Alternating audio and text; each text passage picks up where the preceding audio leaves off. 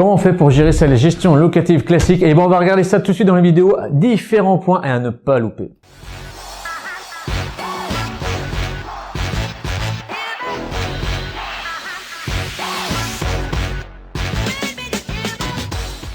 Donc, comment on fait pour gérer sa location et surtout comment on fait pour déléguer sa gestion locative? Et on parle de gestion locative classique, hein, je parle pas de Airbnb. La toute première question qu'il va falloir se poser, c'est quoi? C'est si le bien il est loin de chez soi ou pas. Dans les tout premiers cas, quand c'est à côté de chez toi et que surtout c'est que c'est tes premiers biens immobiliers, d'ailleurs ton tout premier bien, je t'invite toi-même à gérer ton bien. Pourquoi? Parce que ça va être un processus d'apprentissage aussi. Il faut que tu te prennes le stress dans la tête, mais de la gestion locative, du choix du locataire, de voir si ça se paye bien tous les mois, etc. Toi, c'est vraiment l'entretien et tout ça, il faut vraiment que tu l'incorpores. Il faut faire le job en fait. Et ça, t'as pas le choix. Et surtout, quand tu sais faire le job, tu seras encore mieux le déléguer. Tu vas voir. Et je t'avoue, clairement, moi, mon tout premier studio, j'étais en stress, mais de ouf. Et j'avais l'impression de me faire dépasser par mon premier studio. En fait, tu vas voir que c'est plutôt cool. Et c'est pas la guerre, hein. C'est vraiment tranquille. Tu fais juste bien les choses, t'amènes bien tes pions au fur et à mesure pour faire ta gestion locative et ça va tout seul. Donc maintenant, la délégation, comment on fait quand on est, par exemple, à distance ou qu'on a, on a passé plusieurs étapes et qu'on a envie de déléguer un maximum. Il y a 3 questions à se poser. Déjà, c'est à qui, quoi, et surtout, combien ça coûte. Donc déjà, à qui, qu'est-ce qu'on a? Tu vas voir qu'on a plusieurs interlocuteurs possibles. La toute première chose, déjà, c'est les agences IMO. Mais pas n'importe lesquelles. Celles qui s'occupent de la gestion. Parce que tu as des agences IMO qui s'occupent uniquement en fait de la transaction, donc c'est-à-dire qu'ils prennent des mandats de maison ou d'appart, bref, de ce que tu veux de bien immobilier et qui revendent. Mais ils s'occupent pas du tout de la gestion locative. Donc eux déjà, c'est pas les bons candidats. Donc je t'invite à aller chercher ceux qui font déjà de la gestion locative. C'est leur métier. Tu prends ceux qui ont quand même pignon sur rue et qui savent faire, donc avec un bon bouche à oreille. Deuxièmement, tu as quelque chose de très intéressant aussi, c'est les syndics de copro qui ont aussi une partie gestion locative dedans, qui peuvent l'avoir. Pas tous, bien évidemment, mais il y en a qui l'ont. Et à mon sens, ils savent bien faire aussi le boulot. Donc tu peux aller voir ça aussi avec eux. Ça se trouve même déjà dans la copro que tu as acheté ton premier appartement, ça se trouve, ils peuvent le faire. Et tu les appelles et tu leur demandes, tu peux leur poser la question. Mais encore une fois, si c'est ton tout premier, t'invite à le faire toi-même et après le déléguer peut-être dans 6-8 mois. Mais au début, il faut que tu fasses le job. On a les notaires aussi. Notaires, c'est pas mal aussi, hein. Ça fonctionne bien aussi, surtout qu'ils ont la puissance de faire le bail notarié, c'est ça qui est très puissant là-dessus pour les garanties. Et enfin, moi je mettrais, c'est un homme de confiance.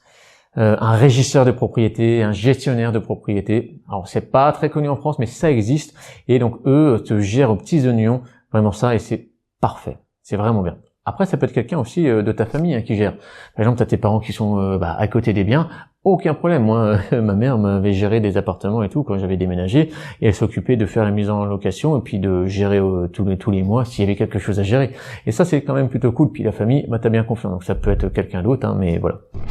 Maintenant, le quoi. Le quoi, en fait, il y a plein de choses, tu vois. On a déjà la mise en ligne. C'est qui fait la mise en ligne? C'est qui répond au téléphone, au mail? C'est qui va faire les visites? Qui rédige le bail? Qui va s'occuper de la gestion locative derrière? Toi, il y a beaucoup de questions, donc c'est pour ça que je te dis de faire le job, parce que tu vas te rendre compte de ce que ça représente tout ça.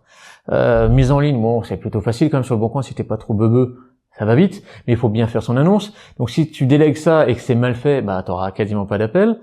Les appels, il faut quand même que ça soit quelqu'un qui gère quand même plutôt correctement et qui sache bien parler et sache répondre aux questions, donc qui a déjà vu à minimum un appartement. Tu files ça par exemple à ton frère qui est à l'autre bout de la France mais qui a jamais géré ça. Ouais, c'est un studio, le chauffage. Ouais, je crois que c'est l'élec, ouais, je crois. Vous êtes sûr? Ouais, je pense que c'est l'élec. Attendez, je reviens vers vous avec cette question-là. Non, attends, il faut que ça soit facile et que la personne fasse ça quand même sérieusement, quoi. Et t'as des agences IMO aussi qui peuvent foirer ça, hein, qui des fois, mais tu hallucines, quoi. Non, je sais pas trop et tout. Voilà, pourquoi t'as appris ça? Arrête de me dire des conneries. Donc, c'est pour ça que là-dessus, il faut vraiment bien choisir qui tu délègues et surtout le quoi. Moi, ce que j'aime bien, c'est garder la partie gestion locative et faire valider le locataire, le dossier du locataire. Ça, j'aime bien le valider moi-même. Faire les états des lieux, je les fais faire, tu vois. Et ça te permet en fait d'améliorer vraiment ton temps. Et par contre, tu gardes quand même la main mise sur ton investissement. C'est le choix du locataire et la gestion derrière. D'accord? Maintenant, tout ça, combien ça coûte? Eh bien, soit tu fais une full délégation ou tu morcelles et tu vas voir qu'il y a plusieurs tarifs encore dedans. Et tout ça, ça se négocie. C'est ça qui est bien avec les agences immobilières. Les syndics de copro aussi, ça se négocie aussi. En général, tu prends de 5 à 9%. J'ai même vu des réseaux d'agences qui font jusqu'à 10% TTC. Bon, eux, tu les oublies, c'est beaucoup trop cher. Entre 5 et 10%. Tu te rends compte que si tu as un studio, tu arrives, tu vas payer le prix fort. Hein. Donc du coup, ça va être 10%, quoi. Et 10% sur quoi? Sur le loyer encaissé tous les mois. Donc si tu loues à 500 €, ça fera 50 € de charge tous les mois pour le gestionnaire. C'est pas déconnant, mais quand c'est au début, c'est tes premiers cash flow, tu les gères toi-même et tu as besoin de cet argent-là au début. Hein. Le but, c'est de le mettre en épargne. Donc, tu fais le job. Par contre, après, tu arrives avec un immeuble de 7, 8, 10 lots, c'est pas pareil la négo. Là, on va te proposer plus facilement le 6, le 5 et là, c'est à toi de négocier. Et puis aussi, avoir, ça très important, les frais de rédaction de bail, parce que c'est ce qui coûte carrément le plus cher. En fait, c'est un mois de loyer, et avec la loi Allure, avant c'était que pour les locataires, maintenant c'est partagé entre le propriétaire et le locataire.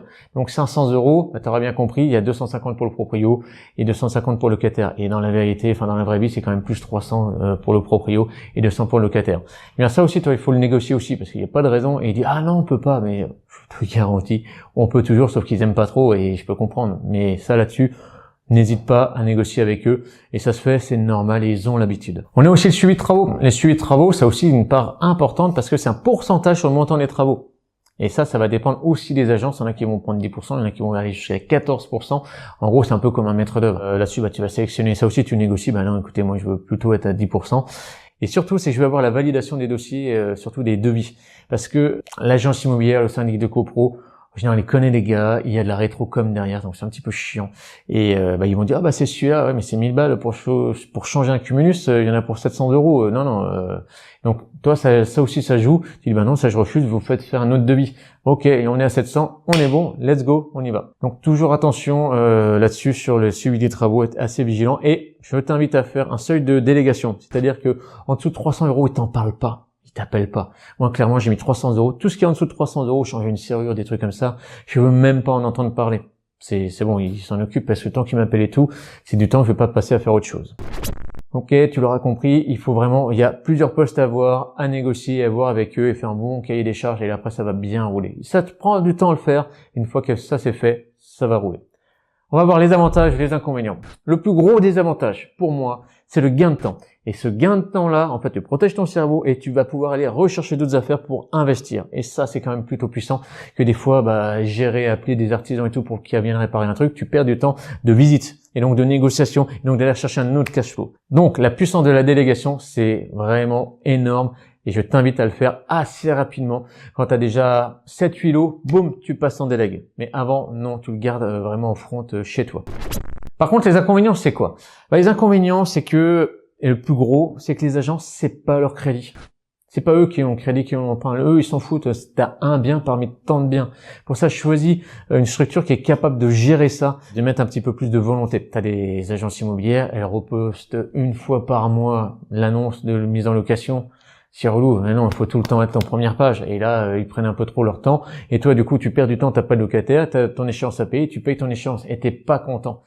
Et le but, c'est qu'il n'y ait pas de vacances locatives. Donc, trouve quelqu'un qui est assez pugnace, qui sait envoie. Ou sinon, c'est toi qui te fais toi-même la production, justement, de la mise en ligne. Comme ça, moi, tu es sûr que tu es toujours en top score.